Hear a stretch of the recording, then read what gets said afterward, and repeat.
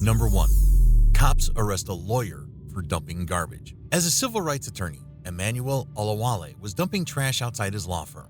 2 Western police officers approached him. The leading officer asked Olawale what was going on. Olawale told him that he was throwing trash bags, which the officer didn't seem to understand. Olawale then gave the officers his business card along with his driver's license to clear all of their doubts.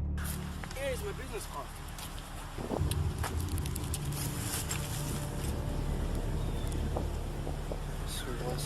That's a slick business card. Yep. All right. I'll give it to him. You can keep doing what you're doing. We're just, again, we're kind of concerned. Yeah, seeing somebody dump a bunch of stuff there. Like any of us would have thought, Olawale believed that showing his business card and ID would clear things up. However, it didn't. After the lead officer handed Olawale's ID to his junior, he proceeded to run it on the record, which Olawale didn't like. He kept telling the cops that there was no reason for them to run his ID since he wasn't breaking any law and that being a lawyer, he knew his rights. Violating any law, I'm on my property. There's no suspicion, no one called anybody, so don't run my ID. I only identify myself so that this won't escalate. Well, cops who are trained to de-escalate things were doing the opposite here. Despite Olawale's handing his business card and ID to the officers, the lead officer said they wanted to know who they were out with. Already discovered. Do you want me to show you my office? I understand that you're here, but I don't know if this dumpster belongs to you or somebody else in the It belongs to me. Okay, now this is when the officer lost track of reason. Even after being told and shown that Olawale was the owner of a business in the area and that he was just minding his own business, the officer then asked if the dumpster in which Olawale was disposing his trash belonged to him. However, he quickly realized how dumb his question sounded and that he was dealing with an attorney who knew his rights perfect. The lead officer tried to cover his mistake by settling the matter. So what? It belongs to everybody. We're paying for Okay. it. It doesn't really matter if it belongs to all the unit. That's fine. Just give me back my ID. Thank There. you. Although the officer settled the matter here, Olawale didn't, not after he was treated like a suspect for something as trivial as throwing away trash bags. He posted the whole matter on his Facebook account, where people spoke in his support.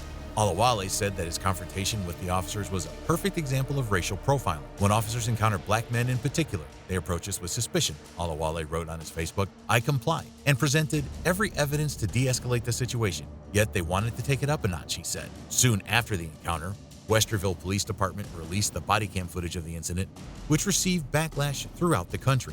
The constitutional law expert Dan Coble said that Olawale had every right to be there and that once he had disclosed his ID to the officers, they should have walked away. However, the Westerville Police Chief, Charles Chandler, was of a different opinion. Commenting on the incident, he said that the video shows a professional and polite encounter between his officers and the attorney. The vice president of FOP also agreed with the police chief, saying there was nothing to suggest race had anything to do with the officers' contact with Mr. Olawale. Regardless of whether officers were polite or there was racial profiling, the fact remains the same. Both officers didn't take Olawale's evidence as authentic as it was and proceeded to escalate things.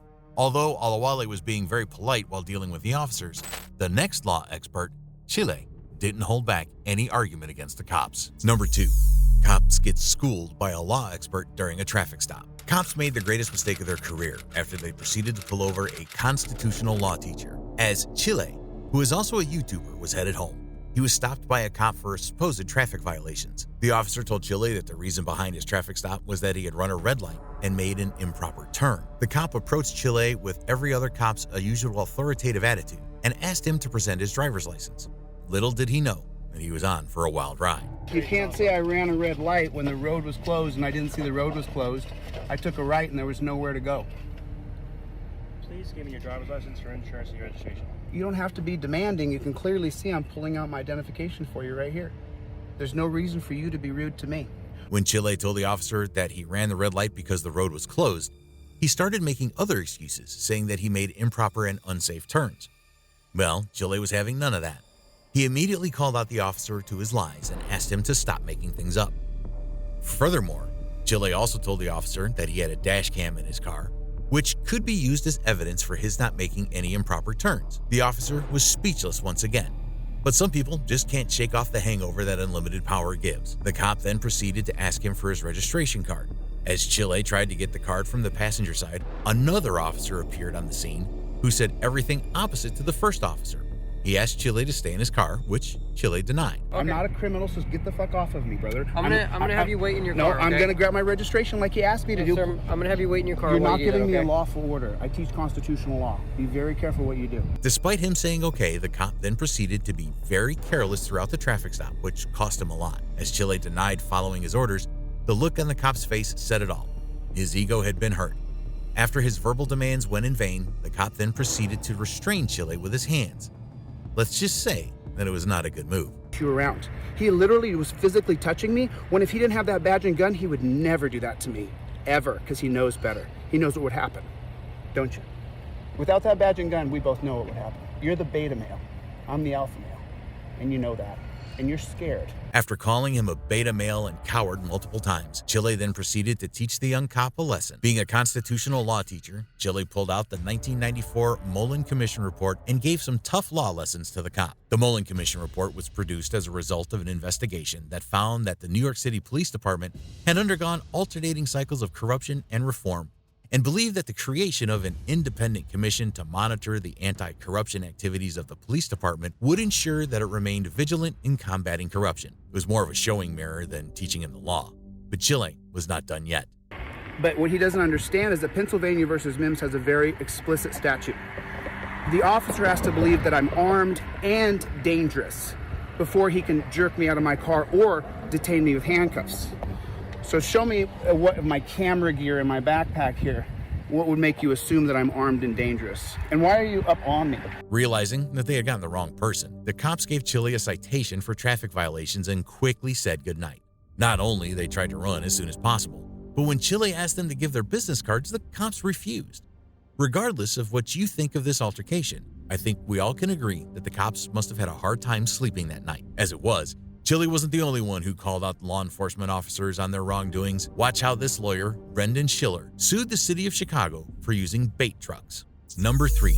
Chicago PD sued for using bait trucks. Chicago PD, along with many other police departments throughout the country, had been using bait traps to catch the suspects for years. However, in 2018, the plan backfired. The most usual way for Chicago PD to catch thieves in the act was to leave bait trucks in the area with brand new merchandise in them, ranging from sneakers to guns, and wait for potential thieves to steal them. One of these bait trucks operations was underway in a Chicago predominantly black neighborhood, Englewood, when a social activist, Charles McKenzie, recorded the operation and uploaded the video on his Facebook page. Y'all see this? Listen, this is live, uncut, unedited. Bait truck. In the video, McKenzie criticized Chicago police, saying that they were targeting specifically black and low-income neighborhoods. Soon after the video went viral, a lawsuit was filed against the police by a lawyer named Brendan Schiller, who argued that the Chicago police were using bait trucks to lure people into stealing. Schiller also said that the fact that cops were primarily targeting predominantly black neighborhoods indicated the existence of systematic racism in law enforcement agencies. After the cops left the bait truck parked in the neighborhood, 3 men fell into the trap who had entered the truck to steal brand new sneakers. All of them were arrested and put in jail. This sparked outrage throughout the neighborhood, who said that not only the bait truck was an invitation to those young men into stealing, but it was also an insult to the already low-income neighborhood. After McKenzie uploaded the video on social media, people throughout the country started to criticize the Chicago police move, with many asking for reforms in the PD's way of doing things. When asked, McKenzie said that the way the police were handling things, there was no way they would build trust and relationship with the community. They want us to build a relationship with them, but when they start pulling tricks out their sleeve like this, can't trust them. Finally, a settlement was reached in Brendan Schiller's filed case, where the city of Chicago agreed to pay a settlement of $1.2 million to all 3 men arrested as a result of bait trucks. Speaking on behalf of the PD, the Chicago Police Superintendent, Eddie Johnson, said that the operation was led by the Norfolk Southern Railroad Police, along with the assistance of Chicago Police, after receiving various complaints of thefts and robberies. They have been experiencing a lot of theft of firearms over there. So we have a responsibility to keep these firearms off the street and out of the hands of the wrong people.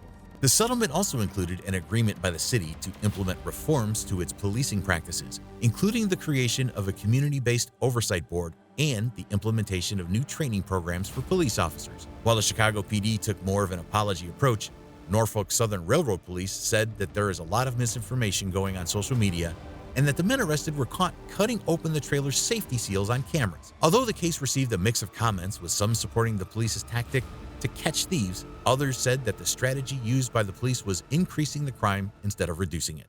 If you put something in a community where no one have nothing to do or no money, what you expect? If you want to keep exposing corrupt cops, please subscribe to the channel.